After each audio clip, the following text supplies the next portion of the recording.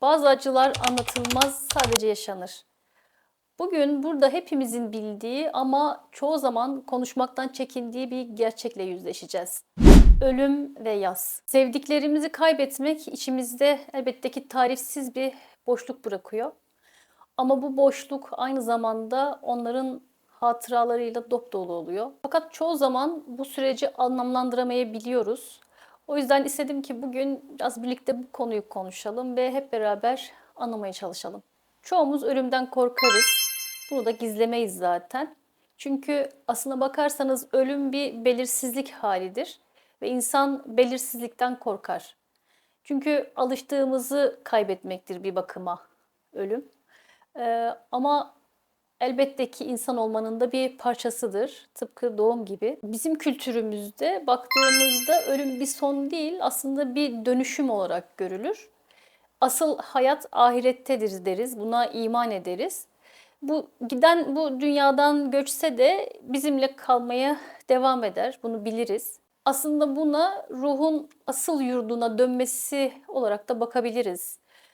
Fakat bunu bilmek, bu bilgiyi bilmek acımızı hafifletir mi, işimize yarar mı? Asıl mesele bu. İsterseniz biraz bundan konuşalım. Yas içimizin bildiği ama dilimizin anlatamadığı bir süreçtir çoğu zaman.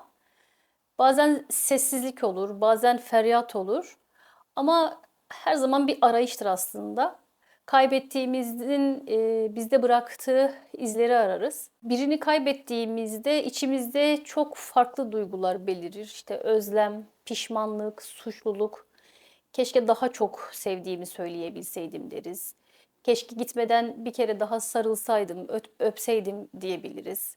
Ama unutmamamız gereken bir şey var ki sevgi söylenmese de kalır. Yani onları artık gözümüzle göremeyecek de olsak kalbimizle hissedebileceğimiz bir yerdedirler. Yani aslına bakarsanız anılarımızda, işte zihnimizde, kalbimizin bir köşesinde hep var olmaya devam edecek kaybettiklerimiz. Yas kavramını belki de böyle geçmesi gereken bir hastalık olarak görmekten vazgeçip içimizde taşımayı öğrendiğimiz bir sevgi biçimi olarak kodlarsak daha çabuk atlatacağız diye düşünüyorum. Bununla birlikte elbette ki yas sahibinin yakınları, yani yakınımız öldüyse diğer yakınlarımız burada devreye girmeli ve onlara gerçekten çok büyük bir iş düşüyor. Bu süreçte birine destek olmak için her zaman böyle büyük büyük sözlere gerek yoktur. Bazen sadece yanında olmak, hatta çoğu zaman sadece yanında olmak, ne bileyim bir çay demlemek, sessizce dinlemek, yani onu yanında olduğunu göstermek ona yeterlidir diye düşünüyorum. Sevdiklerimizi üzülürken görmek bizi gerçekten incitir ve yorar. O yüzden bir an önce toparlanmasını isteriz. İşte hadi toparlan artık diyerek onları motive etmeye çalışırız. Ama bu acının sahibi için biraz sanki acısının küçümsendiğini hissettirir. Yani acısını küçümsemek gibi olur. O yüzden ona en büyük teselli aslında acısını kabul etmektir. Senin yanındayım demek.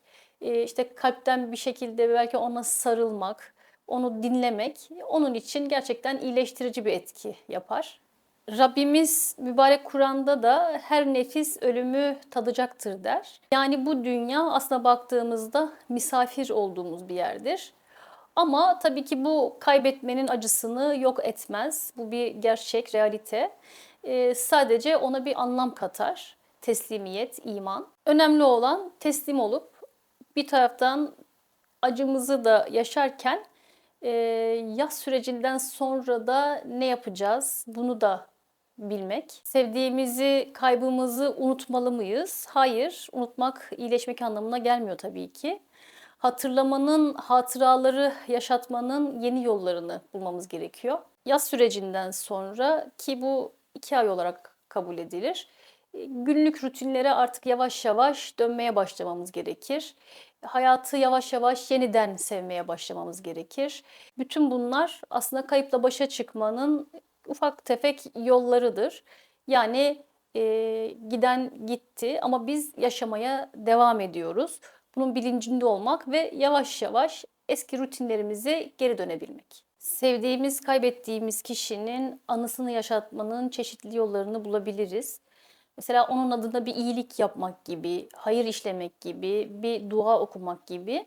Çünkü iyilik kaybettiklerimizi unutturmaz, aksine onları yaşatmaya devam eder. Kalbimize ve zihnimize daha güçlü bir şekilde yer etmelerinin aslında en kolay yoludur diyebiliriz yaptığımız iyilikler onların adına. Baktığımızda ölüm sevdiklerimizi bizden alsa da sevgiyi alamaz. Sevgi zamanın ve mekanın ötesinde yaşayan bir şeydir. Onları dualarımızda, hatıralarımızda yaşatmak, içimizde taşımaya devam etmek anlamına geliyor bir yandan da. Elbette ki bu kimse için kolay bir süreç değil. Hele bazılarımız çok zorlanabiliriz yaz sürecinde. Dolayısıyla konuyla ilgili bir uzmandan destek almak da yaz sürecini daha sağlıklı bir şekilde atlatmamıza yardımcı olabilir. Bugün hepimizin ortak bir acısını konuşmuş olduk. Eğer bu sohbet sana da iyi geldiyse yorumlarda duygularını paylaşabilirsin. Birbirimize destek olmak yaz sürecinde hepimize iyi gelecektir. Unutmayalım ki sevdiklerimiz gitmez sevgili dostlar. Sadece başka bir şekilde bizimle kalır. Kendimize ve sevdiklerimize iyi bakalım lütfen. Görüşmek üzere. Allah'a emanet olunuz.